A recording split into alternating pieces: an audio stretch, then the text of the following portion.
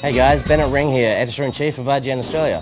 We're at the gun store in Las Vegas, here to check out some of the guns that you'll see in Call of Duty 4 Modern Warfare.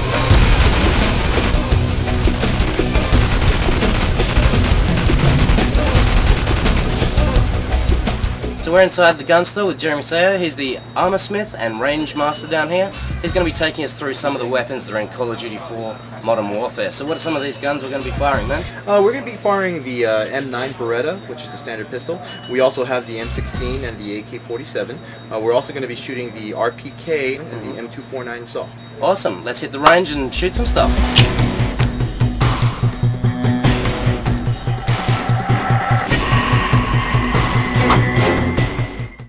If there's a guy shooting at you from across a football field, you're probably better off throwing this gun at him than trying to shoot him with it.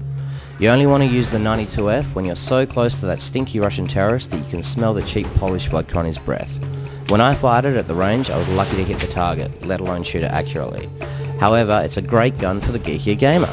It's light enough for even the most exercise-deprived WoW player to pick up, and has about as much kick as a My Little Pony. In-game it's modelled very similarly. This is your backup weapon, only to be used when you don't have time to reload your primary, trying to bust a cap in some guy's butt from a range further than about 10 meters or 30 feet. This isn't an assault rifle, it's actually one of the laser guns stormtroopers use in Star Wars. You point this thing at something and that's where your bullets will go. Sure, the bullets are only the size of a grain of rice, but a grain of rice flying at the speed of light is enough to ruin your day. Seriously though, the M16 is the all-American high-tech answer to the primitive Russian AK-47. I'm pretty sure it's made of the same stuff as the space shuttle, well, probably. It's as accurate as a laser pointer, and undoubtedly costs more to develop than the entire moon landing program. Due to the low recoil, awesome sights, and handy foregrip, I had my most accurate results with the M16, and the in-game gun is just the same. Mine was modified to fire on full automatic, but in-game you're limited to 3-round bursts. This makes it more suitable for reaching out and touching long-range enemies. At close range, I recommend grabbing it by the barrel and swinging it like a club. That's how ineffective it is. When you absolutely, positively must kill every AI opponent in the room, well, provided the room is nice and small. The AK isn't renowned for its accuracy, but it is renowned for its reliability and stopping power. Sadly, our AK was modified to fire smaller bullets, so it didn't have quite as much kick as the real thing, but it did feel Russian in some way. Unlike the US guns, there's a brutish, primitive feeling to the AK. It's like the difference between a muscle car, the AK, and a Formula 1 car, the M16. They're both fun, but there's something about firing the AK that felt like you're being punched in the guts, slapped across the face, and loved every second of it. In the game, the AK-47 has much more recoil than the modified version I fired. This means it's awesome for clearing rooms and short distances. But if you get into a long-range firefight with it, you're probably better off turning it on yourself.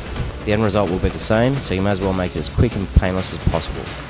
Still, with lots of practice and a decent scope, I can see the AK becoming an elite sniper's weapon of choice, as it's got the stopping power of a rhino on steroids.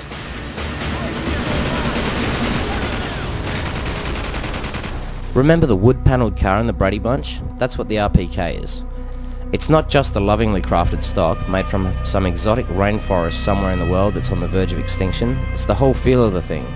Like the Bradymobile, this thing is chunky, fat and heavy, and it smashes through anything that gets in the way. Thanks to the bipod on the version I fired, it was actually surprisingly accurate. Provided, that is, that I didn't fire it on full auto, which is about 6 billion rounds a second. But there's no fun in semi-auto fire, so I squeezed off all my rounds as quickly as possible.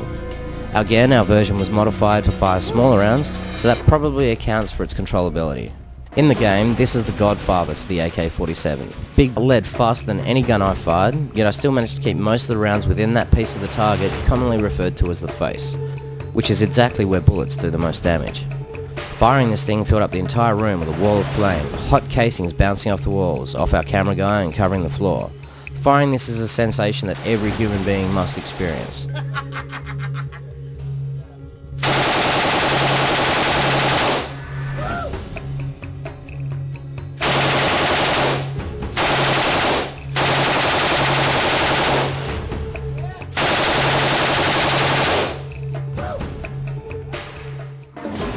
Infinity War has totally nailed the SAW in the game, right down to the way that it sort of stutters when firing. It's not a smooth, regular rate of fire.